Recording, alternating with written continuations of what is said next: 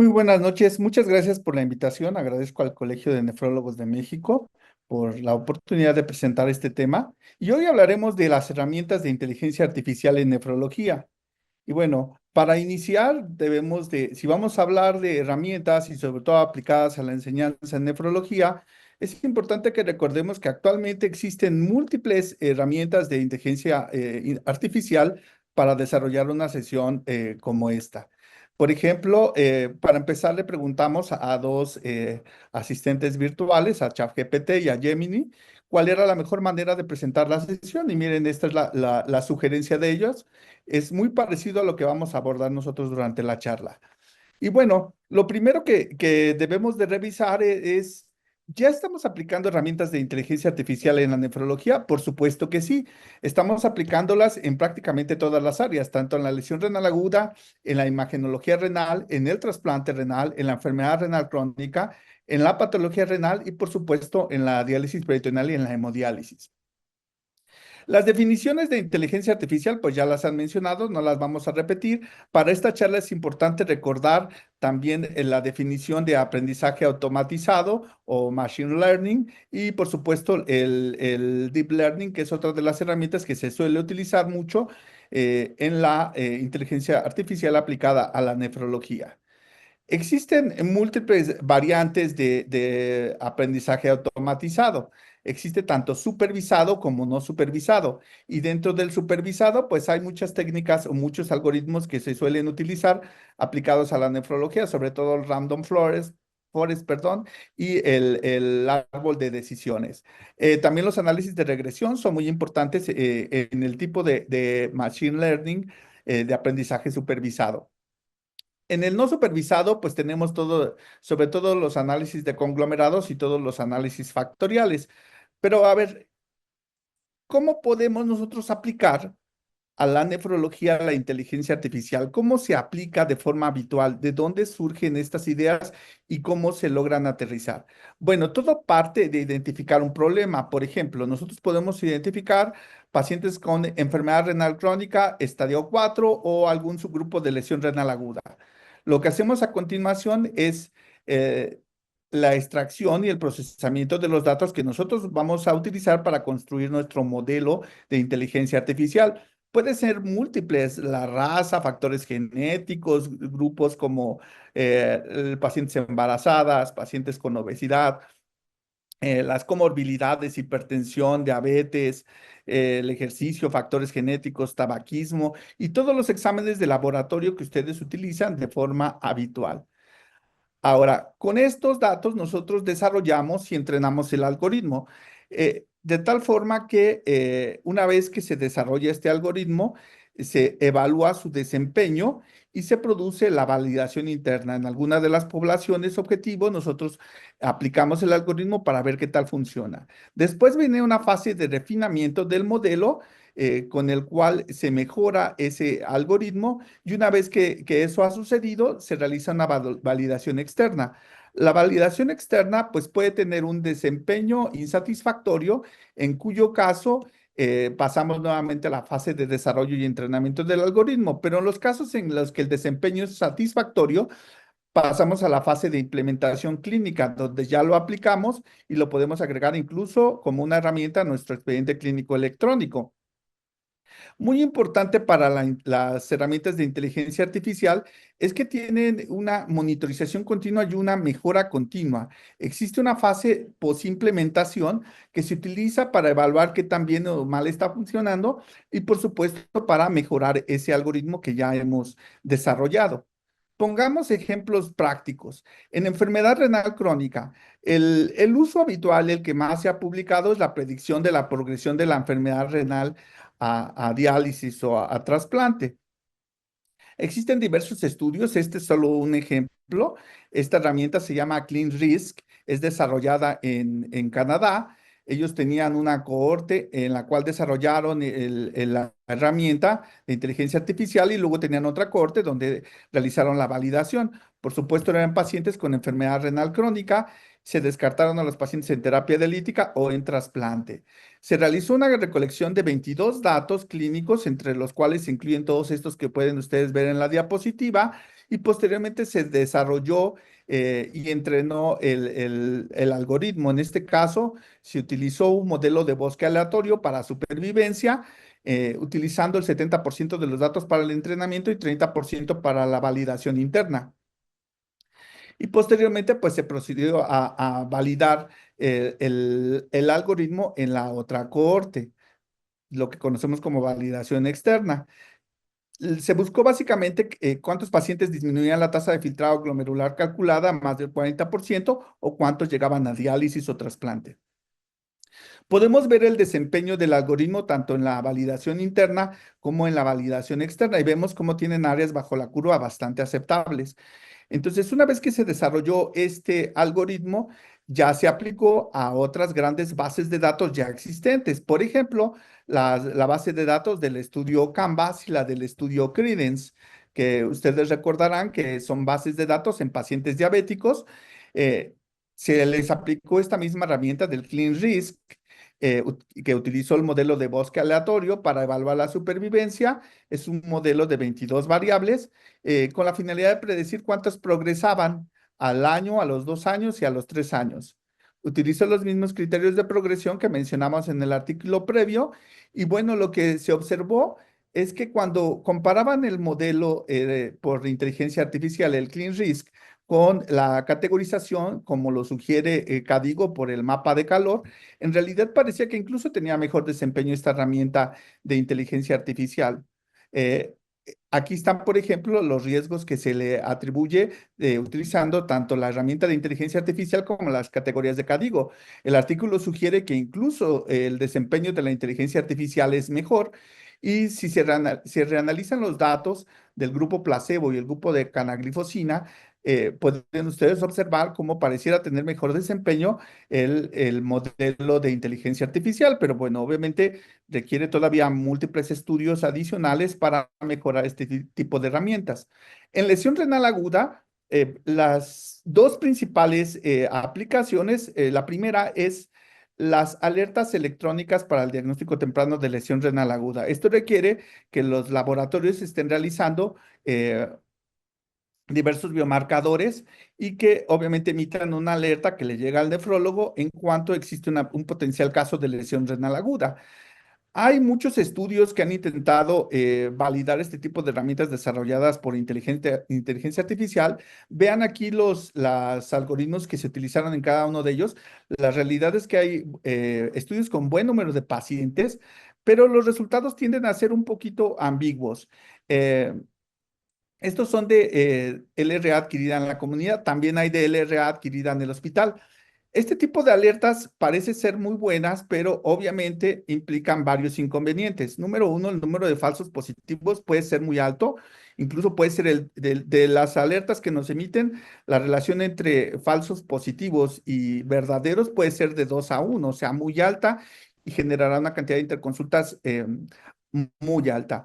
Además, puede ocasionar que tengamos que repetir muchos de los exámenes de laboratorio en este tipo de pacientes y, por supuesto, también genera mayor cantidad de días de hospitalización entre los inconvenientes que les podemos encontrar. Verán que existen múltiples algoritmos y la cantidad de pacientes que se utilizaron en algunos de estos modelos, la realidad es que es bastante buena, ¿no?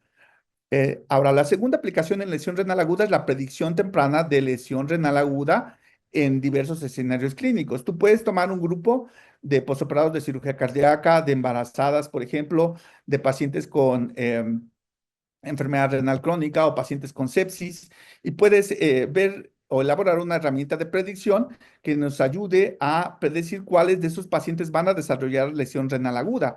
También hay modelos de predicción tanto para lesión renal aguda adquirida en la comunidad como para lesión renal aguda adquirida en el hospital. Vean cómo utilizan múltiples algoritmos y con un muy buen número de pacientes. Los resultados en términos generales, la mayoría de ellos tienen eh, cierta utilidad porque te ayudan a que tú detectes de forma más temprana algunos de los casos y los resuelvas rápido. El problema es que genera muchos falsos negativos y eso puede ser muy inconveniente si tú eres al que le llegan las alertas de este tipo de casos, ¿no?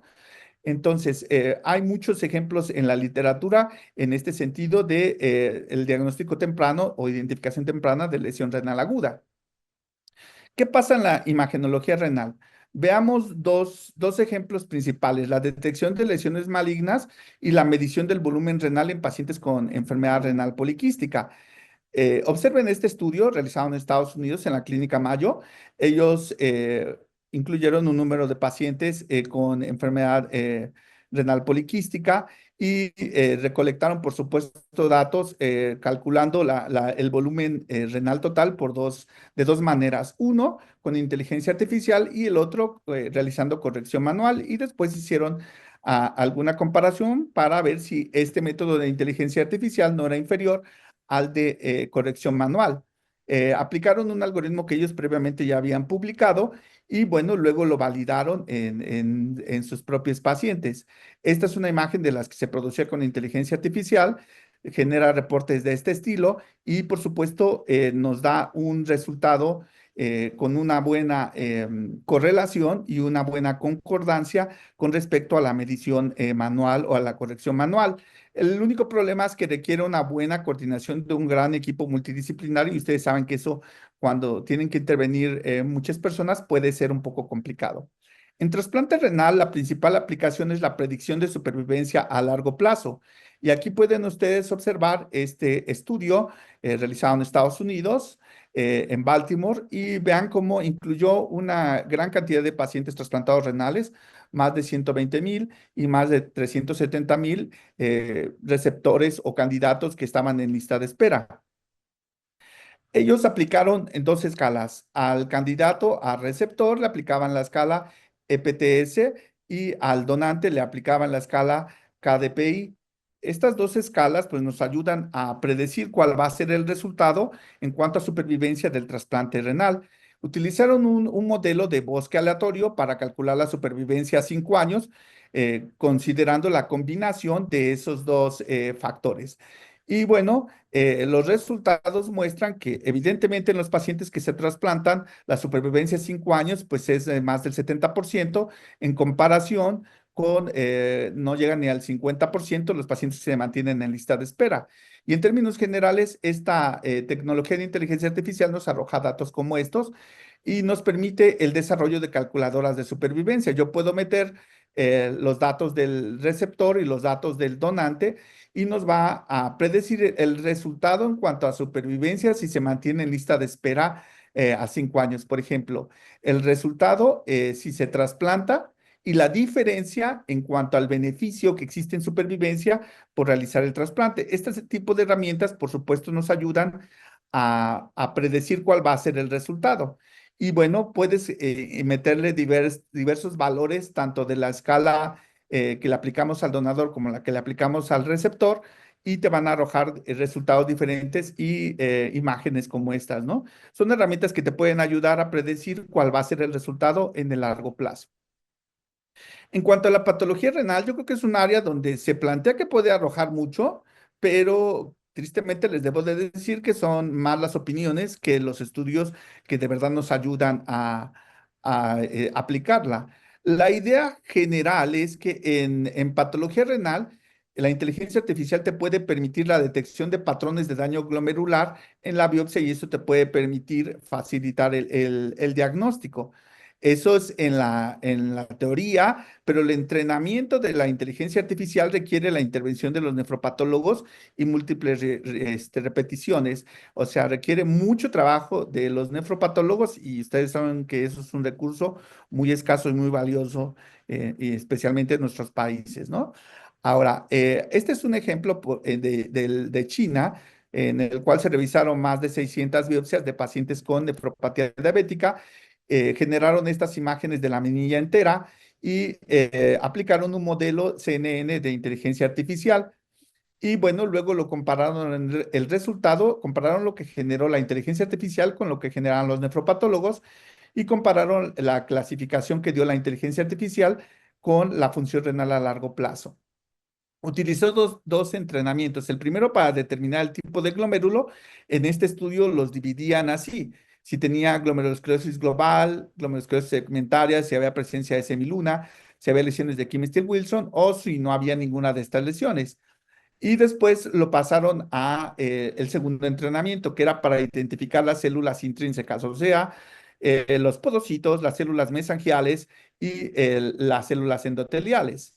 Y después nos genera este tipo de gráficos, en los cuales se compara los pacientes que tenían nódulos de Kim-Steele-Wilson con los que no tenían alguna alteración relevante y vean cómo compara tanto el área glomerular, el área mesangial, o sea, la matriz mesangial, compara también el número de células mesangiales por glomérulo, el número de células endoteliales y el número de podocitos. En términos generales, en pacientes con nódulos de Kim-Steele-Wilson, nosotros vemos incremento de las células mesangiales, de la matriz mesangial y disminución en el número de podocitos. Eso es lo que nos reportan en este estudio. También se puede utilizar en nefropatología para generar herramientas de enseñanza. Este es un ejemplo realizado en Brasil. Ellos lo que hicieron fue tomar casi 600 biopsias, reportes de biopsias, incluyeron los datos clínicos de ambas cosas y con un algoritmo llamado algoritmo J48, una especie de aprendizaje automatizado, que utiliza sobre todo árbol de decisiones. Este es uno de los brazos del árbol de decisiones de este algoritmo. Y desarrollaron una aplicación para la enseñanza de glomerulopatías, que obviamente lleva de la mano al alumno para poder aprender de glomerulopatías. De tal forma que pues tienen los estudiantes su password, tienen que pasar cada uno de los desafíos y al final genera un ranking para ver en qué lugar quedó cada uno de los estudiantes. En diálisis peritoneal, el principal uso es la optimización de la terapia dialítica y la disminución en la tasa de hospitalizaciones. Estos son algunos de los estudios que se han realizado tanto en pacientes con hemodiálisis como en pacientes en diálisis peritoneal. Podemos ver que se ha utilizado el modelo de inteligencia artificial para predecir episodios de hipotensión intradialítica, para optimizar el manejo de la anemia, para identificar o predecir las infecciones bacterianas y para disminuir la tasa de hospitalizaciones en pacientes con hemodiálisis. Cada uno de estos ha utilizado diferentes algoritmos de inteligencia artificial. Obviamente, en términos generales, parece que tiene alguna utilidad en cada una de estas situaciones.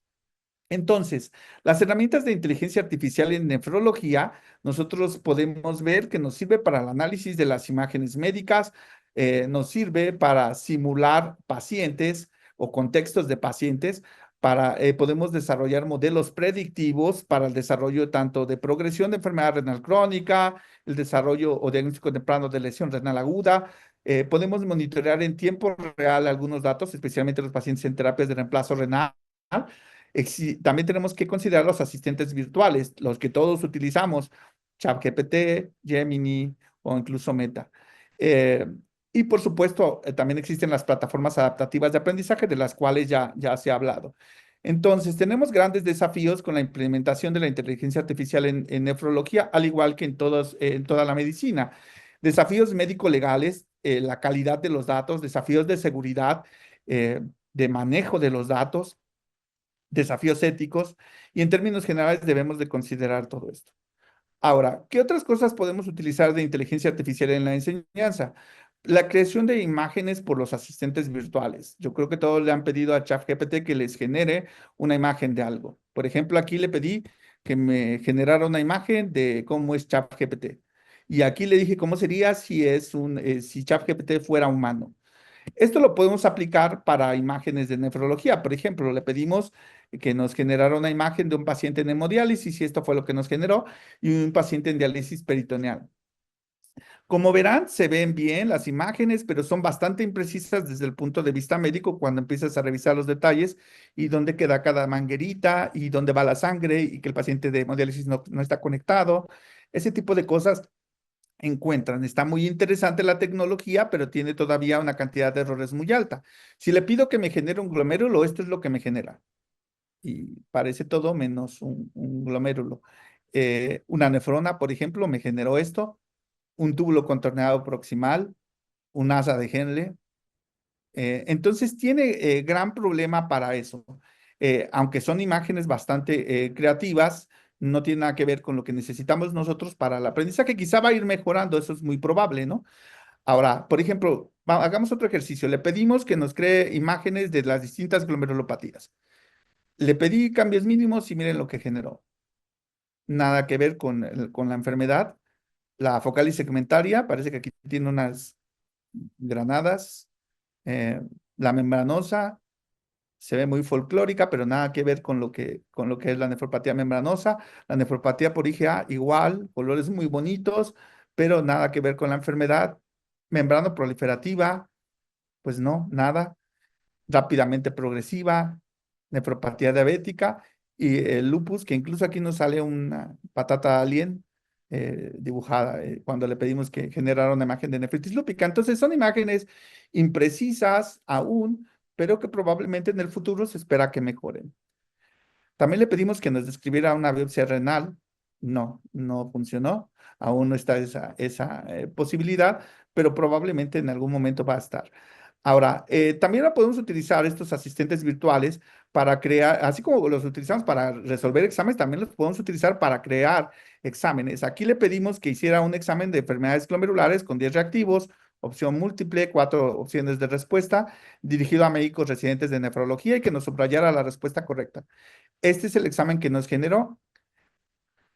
La calidad de las preguntas no es la ideal, un examen tremendamente fácil y en algunos puntos hasta muy cuestionable, pero bueno, es algo que va a ir desarrollándose y que quizá irá mejorando, pero obviamente no podemos aplicar esto en esta forma a los residentes, ¿no? Por supuesto que necesitaríamos mejorarlo.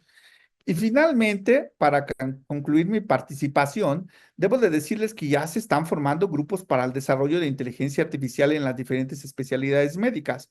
Vean, este es el grupo Big Sen, es un grupo de la Sociedad Española de Nefrología en el cual se está intentando hacer el manejo del Big Data y de la inteligencia artificial aplicado a la nefrología. Creo que es un área en la que debemos de empezar a generar algo más. Sí creo que la inteligencia artificial ya la usamos, ya está aquí, pero todavía nos queda confuso cuál es la mejor manera de utilizarla y justamente eso es en parte el propósito de esta sesión. Saquen sus propias conclusiones o pidan ayuda a ChatGPT o a Gemini. Creo que es el momento de escuchar opiniones. Muchas gracias.